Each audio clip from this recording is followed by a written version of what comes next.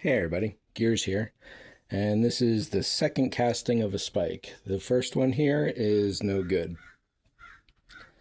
Technically, the stuff should be good to pull out of the mold after a few hours. In this case, I waited about 6 hours, and because it was a little sticky all the way down, it took a while to get this piece out, and in doing so, I don't know if you can see the bow right in there, just below the tip, essentially, an inch or two.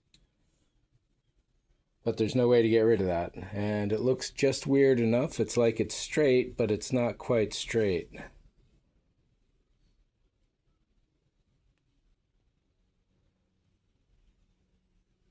So no matter how I turn it, it's always leaning in the same direction somehow, it seems. There, it's almost straight, I guess. But anyhow, no good. So, a lot of shipping tape, the cups with a lot of hot glue around them. Let's see what I got. One more note about this before I pull this open. I did this in multiple pours, and the same for this other one here. The reason for that was that I wanted to set this brass rod just above the tip, or just inside it. So to suspend it, and as you can see right there it is hanging off to the side. So to suspend that, I was holding it just above here until that resin sets.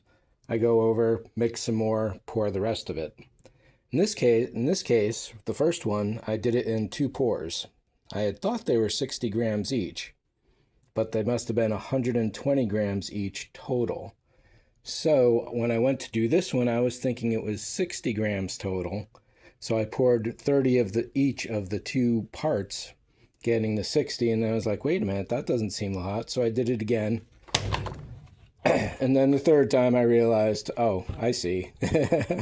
I got the math wrong. So this is actually 3 or 4 pours. Relevant is that on the very last, or the second to last pour, no, it must have been the last pour, the second one, 3 pours, yeah. So the second one was just starting to gel when I poured the new hot one in. That one sank below the gelling resin, and essentially that would have created a cocoon for that expanding inner core.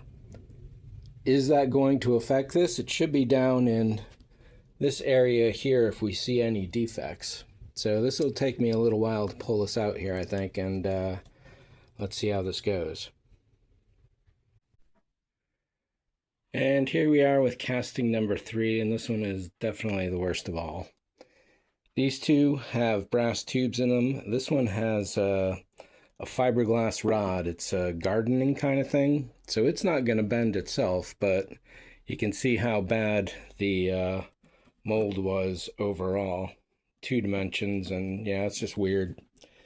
So these guys I was able to bend back into shape because they are a brass tube, not rod, a tube, and that could even be bent even much further. But no point. This is the master. It's been repaired. I've got to wax it, and then more rubber. Learning lesson, right? That's the way that goes. So one difference I'm going to do this time is, rather than have it taper all the way out to the end, I'm going to have it flare. That way it'll be able to stand on its own and give this area up here more rubber around it to help ensure that, I don't imagine, I mean, straight, and then whack, it's off. So that has to be the way that this was cast. And if you look at that video, you'll see that I had a major leak, went everywhere. There's the last results of it down there. And that won't happen this time.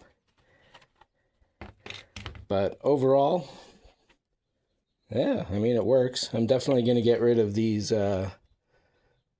lines here that cut in. That's where the bottom of the cup was.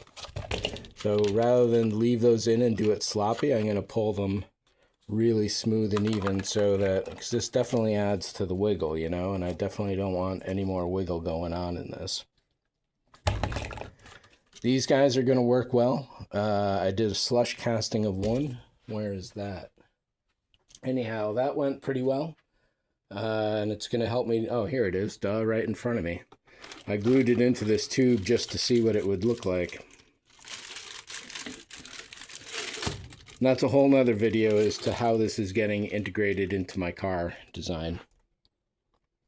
So yeah, but to conclude this video, flare out the bottom of this, and hopefully I won't get that next time.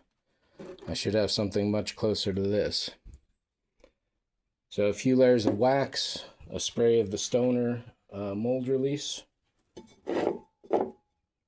rocket release they call it, and that'll be good to go.